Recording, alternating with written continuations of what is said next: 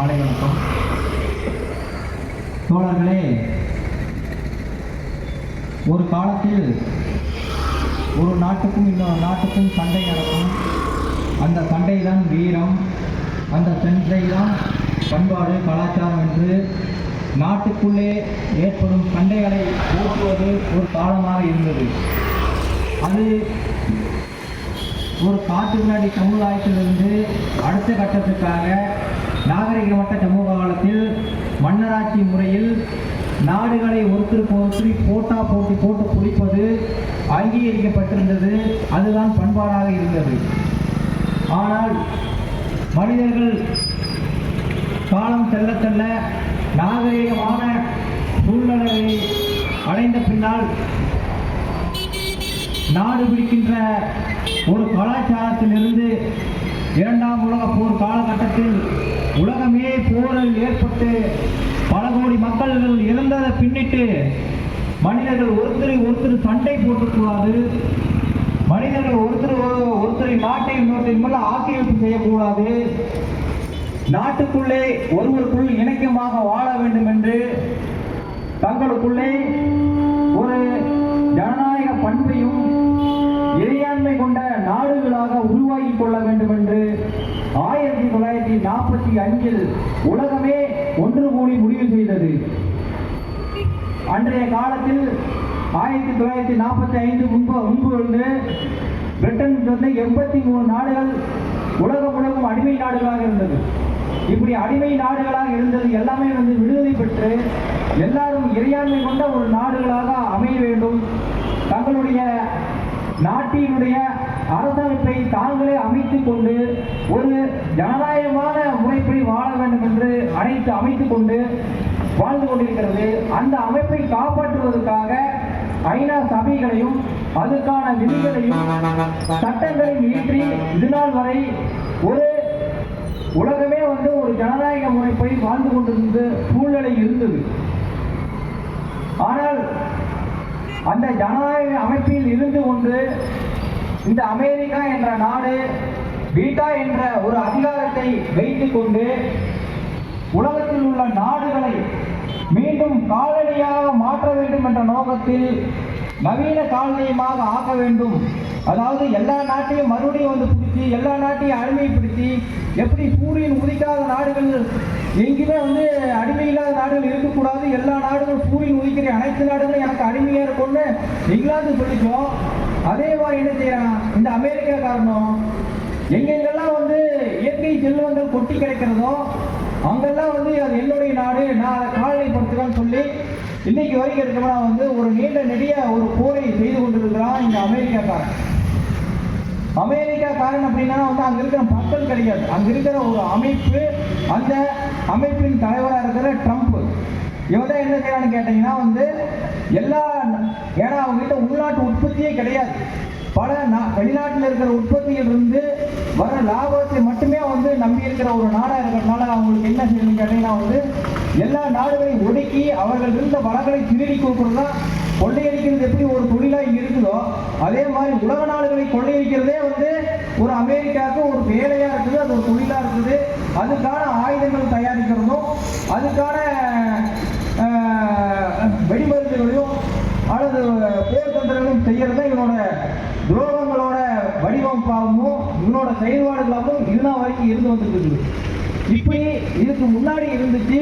இப்படி சமூகத்தில் வந்து உலகாவிய அமைப்புகள் வந்து நிறைய நோட்டா அந்த மாதிரி நிறைய அமைப்புகள், ஐநா சபை, சர்வதேச நீதிமன்றம், இந்த மாதிரி அமைப்புகள் வந்த பின்பும் இவன் என்ன செய்யறான்னு கேட்டீங்கன்னா யாருக்கும் கட்டுப்படாம ஒரு 150 விமானங்கள் இரவு நேரத்தில் எல்லாரும் பாதுகாப்பு இருப்பாங்கன்னு நினைக்கிற ஒரு சூழ்நிலையில 150 விமானத்துல அங்க நாட்டுக்குள்ள உள்ள போய் ஒரு 200க்கும் மேற்பட்டவங்களை சுட்டு கொண்டுட்டு என்ன செய்யறாங்க, அந்த வெனிசுலாவோட அதிபராக இருக்கிற மடூரோ அப்படிங்கிற அதிபரை அழைத்து கொண்டு அவங்களோட மனைவி சீரா அப்படிங்கிற அவங்க மனைவியை எடுத்துட்டு போறாங்க.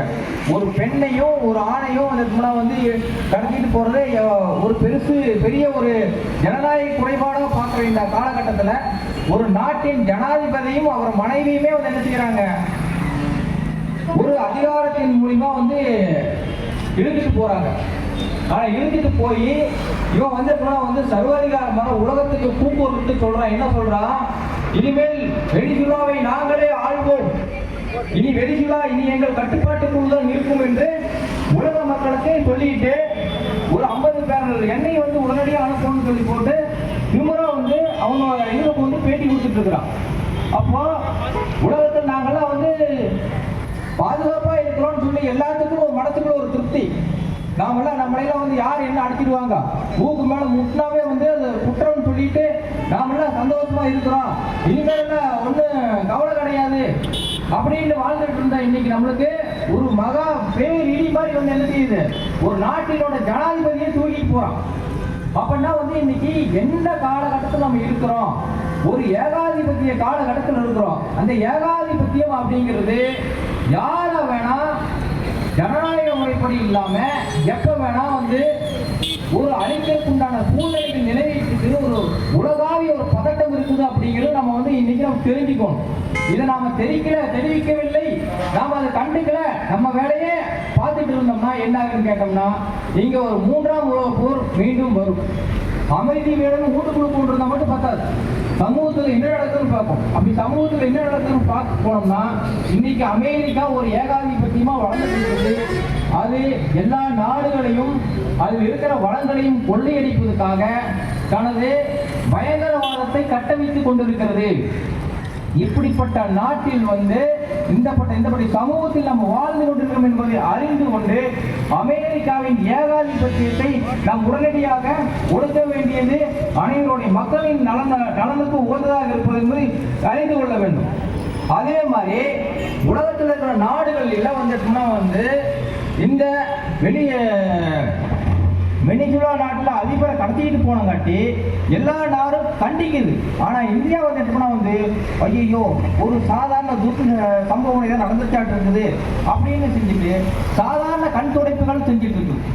அது மட்டும் இல்லாம இந்தியாவை மேல ஏற்கனவே வந்து 50% வரி ஏற்றுமதி செய்வதாலோ இறக்குமதி செய்வதாலோ வந்து 50% வரி இருந்தது. ஆனா இன்னைக்கு அதை என்ன செஞ்சிருக்கிறான், 500% மாற்றி இருக்கிறான். 500% அப்படின்னா எவ்வளவு கொடூரமான ஒரு விஷயத்தை சொல்லிட்டு இன்னொன்று சொல்றான். என்னன்னு, இந்தியா என்னை மகிழ்ச்சியாக வைத்திருக்க வேண்டும். ஏன்னா வந்து அடிக்கடி போய் இவரை சந்திச்சுட்டு வர்றது யாரு, மோடி தான் சந்திச்சுட்டு வர்றாரு. அப்போ என்னை சந்தோஷமா வச்சிருக்கோம்னா மோடி இருந்த வரைக்கும் எப்படி சந்தோஷமா வச்சிருந்தாருன்னு தெரியல. இப்போ என்ன பண்றாரு, எல்லாத்துக்கும் இந்தியாவுக்கே அறிவுறுத்தல் விடுறாரு, இந்தியா என்னை சந்தோஷமா வைத்துக் கொள்ளணும் அப்படின்னா. அப்ப என்னன்னா வந்து இவன் சொல்ற விதிகளை உட்பட்டு தான் இந்தியாவே வாழணும்னு சொல்றான். ஏன் சொல்றான் அப்படின்னு கேட்டீங்கன்னா, ஒரு எண்ணெய் வளங்கள் வந்து வாங்குவதற்கு யார்கிட்ட காசு இருக்குதோ அவன் எந்த நாட்டோட காசை கொடுத்து வாங்கணும், இதுதான் யதார்த்தம். ஆனா இவன் என்ன செய்யறான், 100 ரூபாய் இருக்கிற பொருளை 1000 ரூபாய்க்கு விற்கிறான். காசு 100 ரூபாய் கொடுத்தீங்கன்னா அவன் வந்து 10 ரூபா தான் கொடுப்பான். நீங்க 1 லட்சம் ரூபாய் கொடுத்தீங்கன்னா 10,000 தான் கொடுப்பான். அந்த 10,000 வாங்கி அவனோட காசை மாற்றணும். இதுதான் டாலர் கொள்கை. இந்த டாலர் கொள்கை அப்படிங்கிற பேர்ல இதுலயே வந்து 90% கொள்ளையடிக்கிறான். இப்படி கொள்ளையடிச்சு ஒரு எண்ணெய் வாங்கறதுக்காக ஒரு 100 ரூபாய் பொருள் வாங்குறது அப்படின்னா நம்ம முதல்ல வந்து அவனுக்கு 1000 ரூபாய் கொடுத்து அந்த 100 ரூபாய் வாங்கணும்.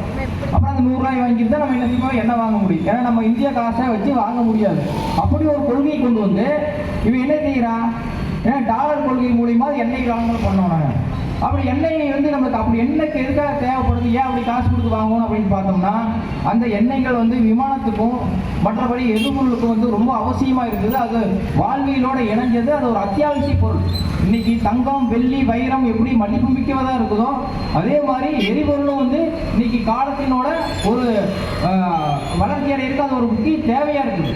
அதனால என்ன செய்யறான்னு கேட்டீங்கன்னா, அந்த எண்ணெய் வளங்களை கொள்ளையடிக்கிறதுக்காக இப்ப வெனிசுலாவை மீது வந்து ஒரு அராஜகமா 200 பேர்த்த கொண்டு அந்த இடத்தின் அதிபரை கடத்திட்டு இருக்கிறான்.